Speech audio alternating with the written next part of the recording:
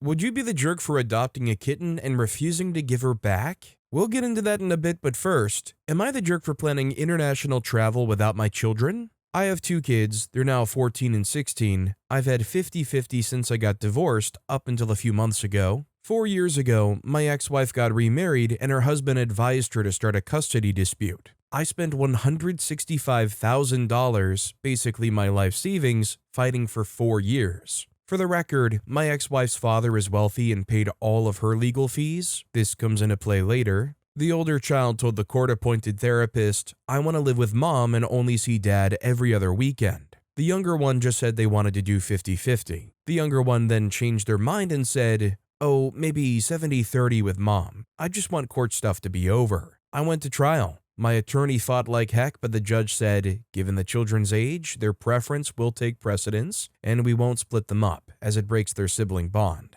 Well, my wife and I have been planning some travel with some of her friends, her sister, and their husbands. It includes 9 days in Spain and France. They picked the dates, we got the tickets, the kids found out about it and have been asking me, "We want to go, why can't we go?" I told my children, this is something we planned, we saved for. They asked if it was an adults-only trip. I told them it was not and their 15-year-old cousin was coming. They said it wasn't fair that we couldn't take them as they know we could afford it and that it would be their only chance to travel internationally. I told them, you're young adults now, you chose to spend the majority of your time with your mother and you got what you wanted. But choices have consequences. One of them is that you don't get to join me on things like this. They're both very upset. My younger one said, "You're just mad we have more fun at mom's house." I'm afraid I'm being the jerk here. I'm happy to be wrong, but my gut is telling me what I'm doing is fair. You know, it's one thing I think if you're just planning to have this trip with you and your partner,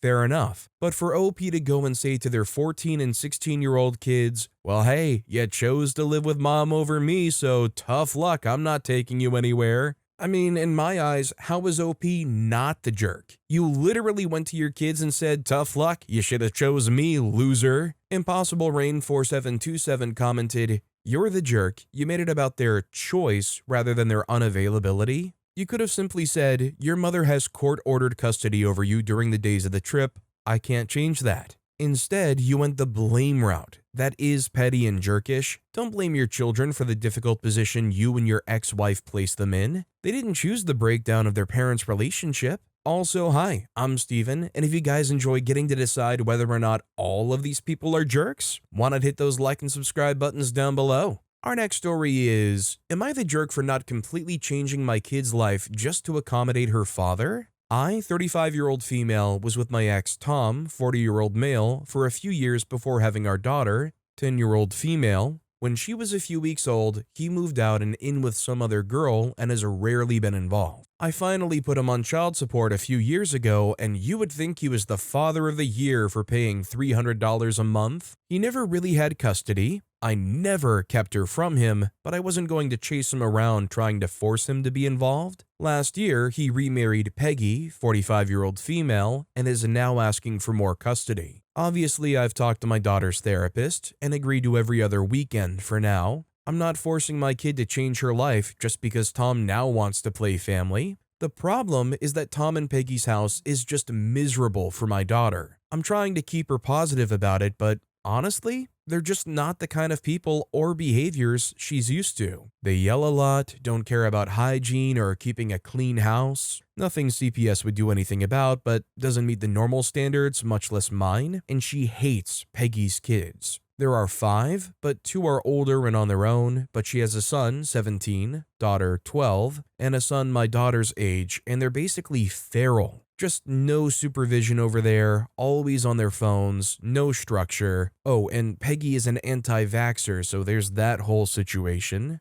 My daughter plays soccer, and they were 45 minutes late to the game last weekend and didn't think it was that big of a deal. She was texting me freaking out that she would be late, and when I called Tom, he screamed at me for calling. Tom and Peggy also live out in the boonies. It's about a 25 to 30 minute drive from my house to theirs. I told him when he started coming around that I had no intention of driving hours or changing any aspects of our lives to accommodate him, and he promised it wouldn't be a problem. Now here we are, and he's saying that we need to set up a meeting point or switch off handovers. I'm already pissed that my daughter needs to be in the car for so long just because Peggy needs to have a lot of property. I told him no way. He was the one that chose to live so far from us. He can do the driving. Finally, his most outrageous request has been to take my kid out of her school. She got into our district's competitive magnet school. It's not easy, and we both worked hard for it. Me just filling out the forms and setting up meetings. She got in on her own merits. Tom says that his stepkids, that apparently he's adopting by the way, are jealous of what my daughter gets to do at school, and he wants to enroll her in their public school. Not happening. My daughter has male role models, ones who actually care about her well-being and not just social media clout.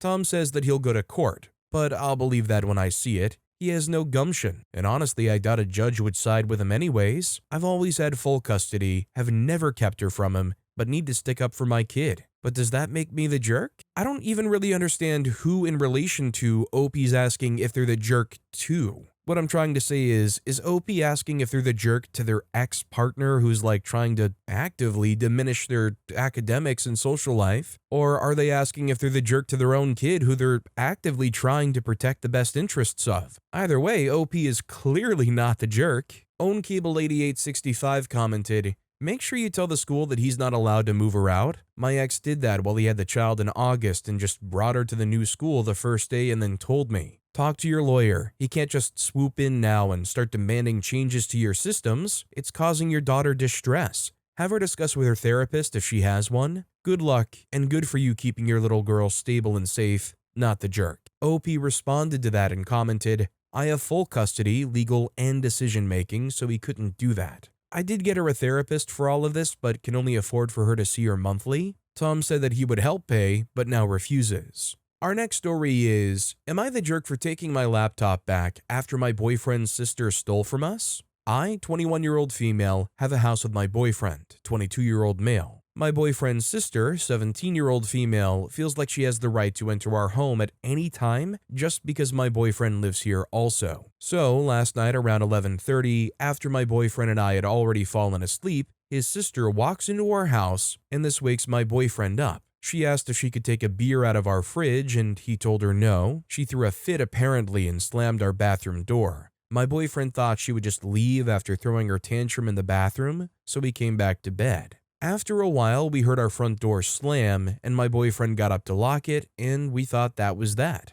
This morning, while putting groceries away, I opened the drawer in the fridge where we kept our alcohol, and it was completely empty. I had bought a 24-pack of Seagrams on Thursday and only had one, so I asked my boyfriend if he moved them somewhere else. He told me no, and that his sister asked for a beer, and he said no and thought she left after. I confronted her about it, and she basically told me that she used our bathroom, and her friend must have come into the house and took them. This could be true, but my boyfriend only heard the door slam once after coming to bed, because the door won't close unless you slam it hard. If it was open long enough for her friend to grab the alcohol from the fridge and leave, my cat definitely would have ran out of the house. So her story was a lie to try and keep herself out of trouble. After thinking about it, I told her I knew she was lying, and even if she wasn't, she was letting her friend steal from us, and told her she was being selfish and disrespectful. She went on a rant about how I was a witch and I controlled my boyfriend and wasn't family to her anymore. When she said that, it made me upset, on top of how upset I was already about her thinking she has any right to take stuff from my house because her brother lives here. I went to her dad's house and talked to him about it and told him that I was sorry, but they were gonna have to figure out another way for her to do her schoolwork because I was taking my computer back since I wasn't family anymore.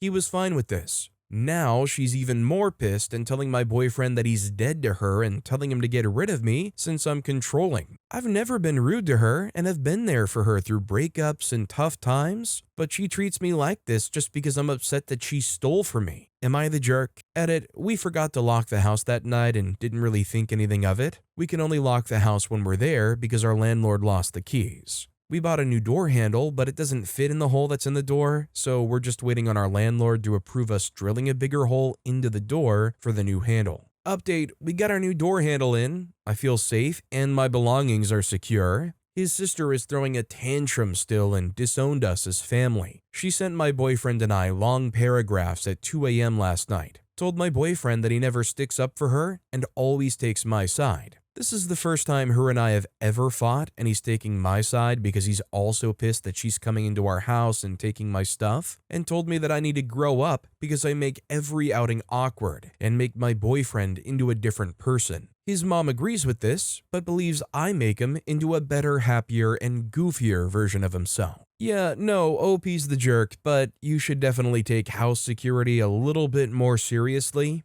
It's a shame because at first my mind was like, well, it's kind of crazy to me that they would go back to bed with their sister just over like that. But then I thought about it, and if it was my brother, I would have no issue at all letting them in and going right back to bed and trusting that they're going to respect my stuff and not steal from me on their way out. Remote Visual 7976 commented, "Not the jerk, but why does she have access to your house? You need to stop that from happening, and if your boyfriend is okay with his younger sister coming and going as she wants to and disrespecting you, then he needs to go too." OP responded commenting, "He isn't, and he's told her this, but she's a brat and doesn't listen." Our next story is, am I the jerk for making a kid cry at a birthday party? A little context, it was my child's birthday party. She turned 7. We invited 10 girls, all in the age of 7 to 8 years old age range. Next to the obvious, snacks, sweets, and play activities, I decided to do a couple of games where kids could win prizes.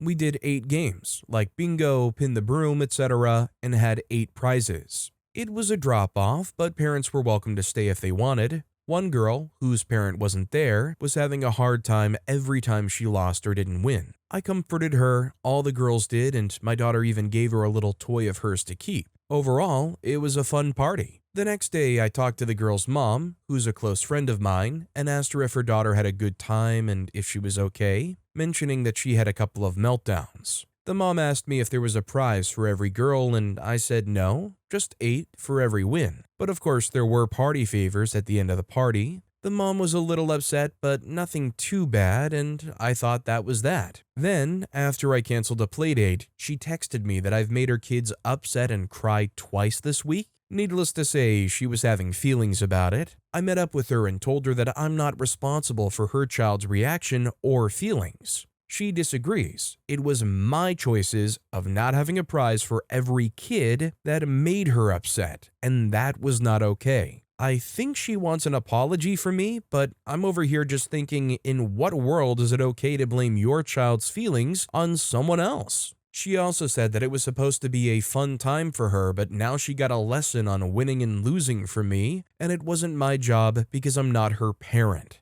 I'm just, wow.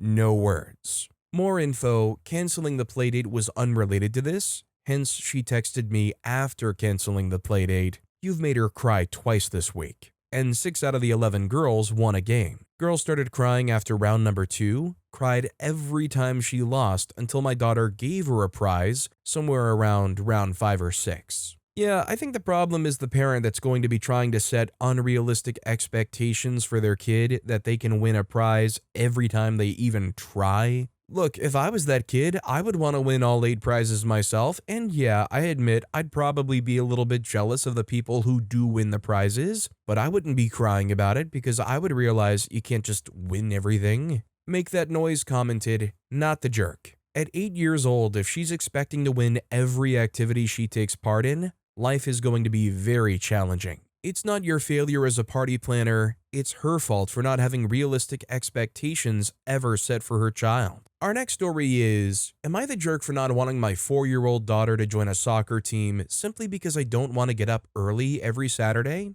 My husband has said he thinks I'm being selfish, and I am, but I'm being strategic here. I'm a mom of 2 4 and under, currently 5 months pregnant. I'm a kindergarten teacher and I have narcolepsy, so needless to say, I'm tired all the time. Saturday is the one day in my week where there are no set plans, and I like it that way. Why do I need to ruin the one day I get to choose what I want to do just so my 4-year-old, who probably won't know what she's missing, can go play a sport she probably isn't ready to play anyway. She has years to pick up a hobby or extracurricular. I just don't see the point right now, other than to stress me out even more than I already am. Point blank, I'm just tired and don't want to, so I can't even say that it's not selfish, but we are allowed to be selfish on some things, and I feel justified because I'm at my personal capacity. My husband won't even be able to help with every game because he sometimes works weekends, so no, I'm not interested in putting my kids in sports right now because I will likely flake on those days he works. Also, we live in a very hot state. I have zero interest in spending more time outside than I have to. My husband's reasoning is he wants her to be athletic, and mostly that she'll make friends and have fun socializing. I would rather help her socialize through play dates, not a weekly commitment to be on a team. My in-laws have made it clear that they agree that it would be good for her, and I'm being unfair. My family thinks it's not that important right now at 4, but say she would have fun. So what do you think? Am I the jerk? Update, my daughter has been enrolled in soccer. Believe it or not, I actually have a very supportive village, including my in-laws and husband. Maybe I'm selfish, but it is because if I know I burn out, I will not be a good mother, teacher, wife, or person. Everyone needs rest and time for themselves. If that makes me selfish, then oh well, I'm unashamedly selfish. I love my children more than anything in the world, but I have needs too, and they need to understand others have needs too. It's a good thing to say no sometimes. I also clean the house on Saturdays and know if I get up and leave the house early, I'll find other things in town to do and never come home to clean. My kids need a clean home to live in more than extracurricular activities. However, I am going to give this a try and will continue letting her do soccer if she likes it and if it works for the whole family. Maybe I'm in the wrong here, but I think ultimately for things to just work in this household, it sounds like OP's not the jerk to me. If there's no way that OP can have that one day of rest, which I think is really important if you can have that. I know it's not always even possible as a parent, and OP's still like cleaning the house and taking care of the kids, so it's not truly a rest day. I kind of understand, especially when they're 5 months pregnant, not wanting to sacrifice the little bit of sleep they get on Saturday. Swifty Bookworm 22 commented, if the in-laws think soccer is so important, they can volunteer to drive her to and from her games plus practices. Problem solved, not the jerk. Bandgeek Babe commented this, exactly this. The people who are emotionally attached to her participating are the ones who need to be responsible for it.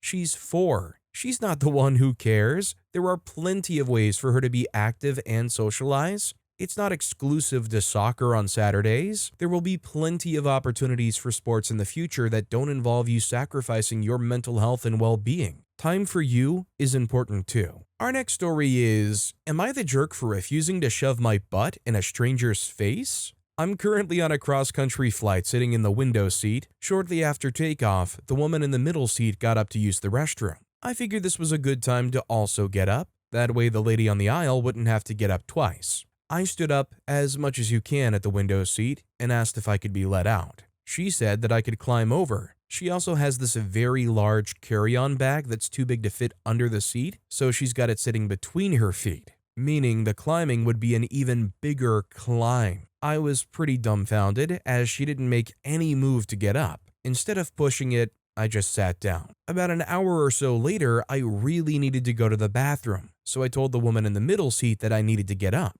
I guess these two were mother-daughter because she said, "Mom, we need to let her out." Middle seat climbs over the lady in the aisle. The lady on the aisle then looked at me and said, "You can climb over." I firmly stated that I'm not climbing over her. I asked her to please stand up and let me out. Yes, I said please. She said no. I again said please stand up so I can get out. Her daughter says, "Mom, I think you need to stand up." She continued to refuse. She dug in, clutching her things, and glared at me. Her daughter repeatedly asked her to get up. At this point, I'm pretty pissed off and I really have to pee. And I'm more loudly saying, "You need to stand up. Ma'am, please just stand up." Finally, I very loudly said, not shouting, just loudly talking, "It is basic airplane etiquette to stand up and let someone out. I will not be forced to put my butt in your face because you don't feel like getting up." I pushed the flight attendant call button. Once the flight attendant arrived, aisle seat took her sweet time gathering all her nesting materials, including a blanket, snacks, wine, an ancient DVD player with an absurd number of cords attached, and dramatically moved her carry-on into the aisle. She finally stood up. So tell me, should I have just sucked it up and straddled this complete stranger so that she could be more comfortable? Edit to add, just to be clear, she's not elderly, maybe 60, and I'm 51. If she were elderly or feeble, I would not have gotten upset. I don't think OP's the jerk here. I think it is airplane etiquette that if you're in any way obstructing the aisle enough that you'd have to make a climb to get out of the seat, you should stand up and move out of the way real quick. If it wasn't like straight up assault, that's the kind of situation where you go to make that climb and you accidentally just wipe your back end over their face or something. New Improvement 9644 commented, I would have shoved my butt in her face, got my feet caught in her stuff, stumbled, farted, and head off to pee. The return trip would be epic because I would be planning to stumble into her lap. Our next story is, am I the jerk for taking off my shorts to dry them under a hand dryer? Hello. I, 27-year-old male, was in a train station waiting to take an Amtrak train drinking some water. I somehow managed to spill the water all over my shirt and shorts. Not wanting to get on the train looking like I peed myself, I went into the bathroom to deal with it. I stretched my shirt out to get it under the hand dryer and did a good job of drying that, but the dryer was too high off the ground to help out my shorts. So I looked around to make sure no kids were in there. It was somewhat crowded, but only adults, and slipped off my shorts to dry them more effectively under the dryer. I had underwear on, so it's not like it was anything indecent. When I did so, I heard one guy around my age say, "All right then," and a couple looks, but didn't think anything of it. But one guy, about 10 or 15 years older than me, came up to me and said to cover up, and this is no place for that. At this point, my shorts were 95% clean, but I don't like being told what to do, so I dried them for about 15 more seconds before putting them on. The guy muttered, "A-hole," and walked away. Was I in the wrong for doing this? It's a bathroom, and it's not like I was naked. Technically, someone outside the bathroom could have seen the hand dryers if they really tried, but in my opinion, if you're peeking into a bathroom, that makes you the weirdo. So what's the verdict? Now, I can't lie, if I walked into a bathroom and I saw a guy standing in front of the hand dryer in their boxer shorts or whatever, drying their shorts, I would be like, that's weird. But the thing is, OP's clearly minding their own business. It's not like they're like making gazes at other people while they're doing it deviously. I can't say that this is any worse than the very real circumstance of some people who seem to walk up to the urinal and have to completely drop trow to pee in the urinal. It really is a certain particular joy walking into a public bathroom and seeing bare man butt lined up at the urinal. I wish that viral urinal spacing test had a contingency question to cover this circumstance, because I don't think there would be a right answer on how far away you would want to go. Altruistic Ad 9821 commented, "Not the jerk, and I agree with the other comment I saw that was saying it likely has to do with cultural expectations of men/homophobia. If a woman did this in the women's bathroom, no one would bat an eye, and in fact, some people might stand as such so that it blocks them from view of the door or something to protect their privacy while they're dealing with the issue, not because it's offensive to others." Our next story is, am I the jerk for drunkenly ignoring my parents after my mom called me fat on my birthday? So my parents invited my partner and I on a holiday. They paid for the room. I haven't spent a birthday with them in years as I've been living abroad. I've spent the last couple of weeks back home as my partner and I are traveling right now, and things with my mom were better than usual. I'd really been trying to bond with her, teach her yoga, communicate with her my boundaries, help more than usual around the house. She has a history of commenting on my weight too much. She has her own weight traumas. I'm not obese, just a bit overweight. Fast forward, night before my birthday, we're all out having a nice time salsa dancing waiting for midnight. I tell her I've lost my favorite orange skirt. She proceeds to respond with, "Oh well, didn't you see how fat it made you look in your cousin's Instagram video?" This threw me. It's my favorite skirt. She grabbed a nice family memory, made it negative, and made me feel watched and judged. I proceeded to get immaturely drunk and ignore them and ask them to leave before midnight. My mom apparently had a panic attack and went to the hospital. This isn't the first time she's had a panic attack because I mistreated her. My stepdad has told me I need to try harder with her, and I freaked up by reacting that way. So, Reddit, Am I the jerk? Edit update. Found my skirt. Hotel lobby had it. They apparently called the room and someone answered and said it wasn't the room's. I'm not going to read into it. Thank you everyone for all of your comments. This has been a wake-up call, looking at some suggested links and figuring out how to establish the correct boundaries with some professional help. I've never posted here before. Having internet strangers give their perspectives was oddly extremely helpful. Thank you. Yeah, OP's not the jerk here. I'm gonna say, honestly, it probably isn't healthy on either side for the way they kind of both spiraled here. I mean, OP getting immaturely drunk, their mom turning around and having a panic attack because somebody wasn't upset that they called them fat, essentially. But yeah, I mean, if I were OP, I would be kind of crushed too, despite the fact that, I don't know, you kind of hoped for different from somebody that's been consistently not so nice in the past. Happy Summer Breeze commented, "You're a married woman with her own family. It's time to give up the fantasy of having a non-abusive, emotionally mature mother. She's not capable of it. You need to limit your contact with her to amounts that will not damage you. She's not going to suddenly have emotional maturity. She's not suddenly going to stop saying hurtful things. She is who she is. I strongly urge you to go to a good counselor to help you work through the damage she did. Also to make yourself strong enough to have some sort of relationship with her where she won't have the ability to hurt you. I think of my own mother as a damaged child. She's foolish and selfish and can be very hurtful, but she does love me and doesn't do things out of spite, just out of immaturity and foolishness. This reframing helped me.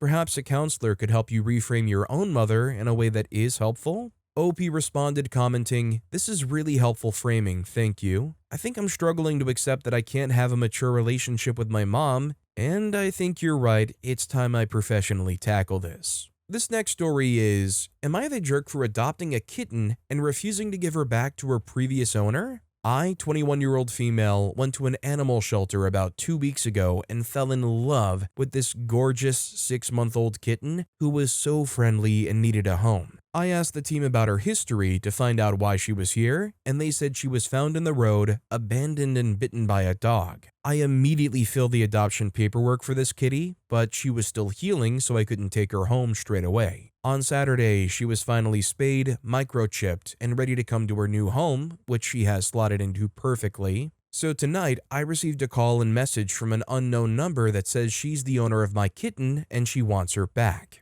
She said she saw a post on Facebook that I'd adopted her kitten and tracked me down on Instagram to find my phone number on my business's account. She explained that she had moved out of her parents' house where the kitten lived and that she had to wait for her new landlord to tell her if she can have a kitten or not. She said the kitten kept trying to find her, and one morning the kitten went outside to find her and wasn't seen again. She asked me if she can have her kitten back. She'll even pay for her because she's been looking for her for over a month and sent me photos to prove it's hers. I told her that I adopted her from an animal shelter where she was recovering from a dog bite and kept in a cage, and that I am not interested in giving her back. Am I the jerk? So, I have to admit that if I were OP, I would be pretty conflicted on this, but ultimately, I think OP's not the jerk for not giving them back. I think ultimately at that point, the cat had been lost for over a month, it's spayed, it's microchipped. Ultimately, in the eyes of the law, I think almost any legal body is going to side with OP being the rightful owner. I mean, let's put it this way, they're a kitten and the original owner lost them. I adopted a dog from a shelter about a year ago.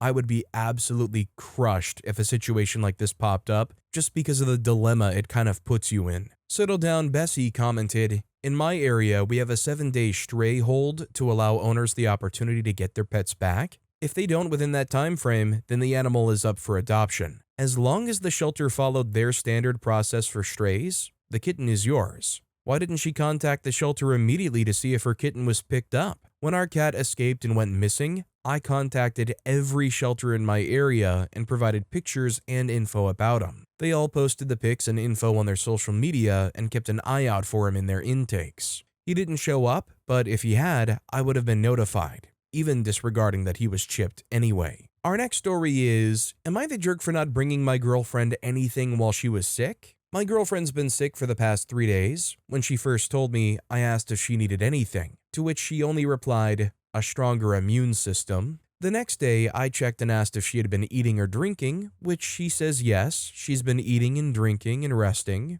Later in the day, I checked in again, asking if she needs anything, saying I have soup. She replied with, "She's okay for now." Today I asked how she's feeling and told her to get some rest, which she was receptive to, but later tells me she's going into work. After work, she tells me it's hard for her to ask for things while sick, and small gestures like soup or tea would have meant a lot, and that she felt lonely she didn't get that. I would have brought something, but she explicitly told me she was okay and didn't say anything when I asked. I figured I would allow her space to rest since she said she had food and I didn't want to risk us both getting sick. Am I the jerk for not bringing anything? I think OP's not the jerk. They clearly explain that they have communication difficulties. I would say in the future, if OP does care and is willing to overlook this, maybe it's something to kind of learn from and just go out of your way even if they say they're okay to like bring them a little something. Like at the very least, at least they communicated, it's hard for me to ask for things while I'm sick because that allows you to have the information to know maybe you should just bring something anyways.